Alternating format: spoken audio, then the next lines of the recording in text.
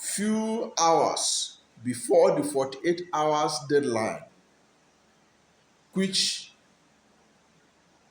the judge in United States ordered Chicago State University to release all the academic records of President Bola Ahmed Tinubu to Atiku Abubakar, who needed it to prove the case of forgery which he laid against Tinubu, saying that the certificate that Tinubu submitted to the Independent National Electoral Commission was forged.